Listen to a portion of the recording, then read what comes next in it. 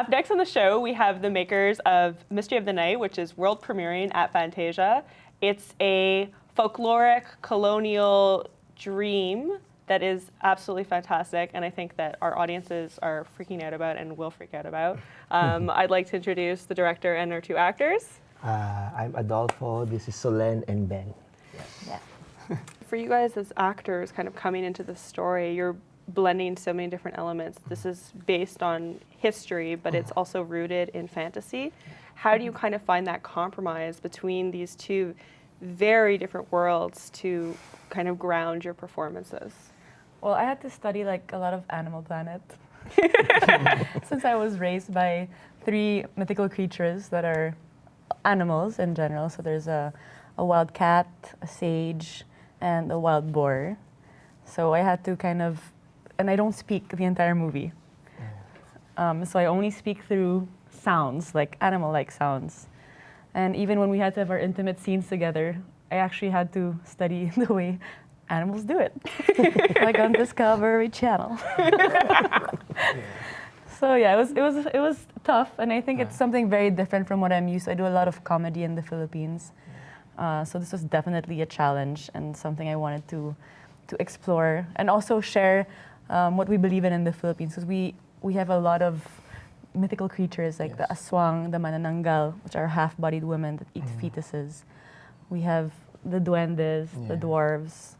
We actually believe this is real. Yeah. Like interesting. Like growing up, I used to hear this is like a folklore that was passed on for generation to generation. So when I was growing up, I used to hear the story. It's told to you to scare you, that you don't go out too late at night or things like that. It's just it's a scare tactic of the parents to tell the story. So for my character, it's always good when we get to do movies, and like you said, that usually when we're doing genres on TV, television, it's usually something that's a formula. In movies, it's really where we get to stretch ourselves as actors.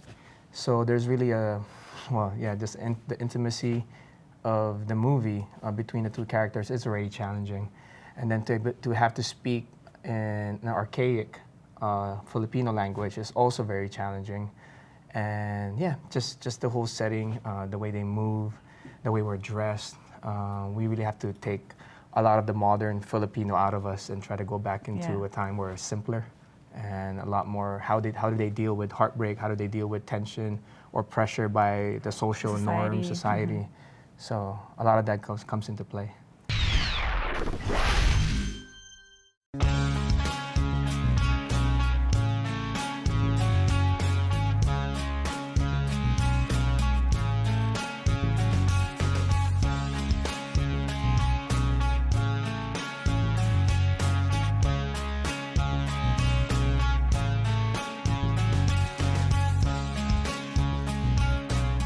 Very happy that we had the premiere here in Fantasia, because I think for a film like this that that challenges the genre of horror and drama, I think they're the best crowd to show it, and I'm happy that they responded quite well to the film. I was just honored and overwhelmed by the support of everybody. The people from Montreal, and also the people that came from the people, the Filipino people, the Filipino community that's also supported us, and also, of course, just the audience of Fantasia.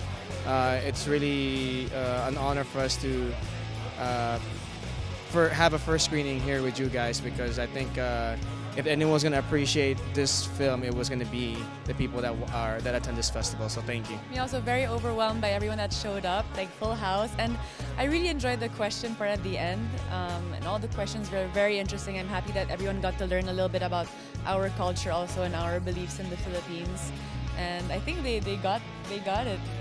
We're all close now.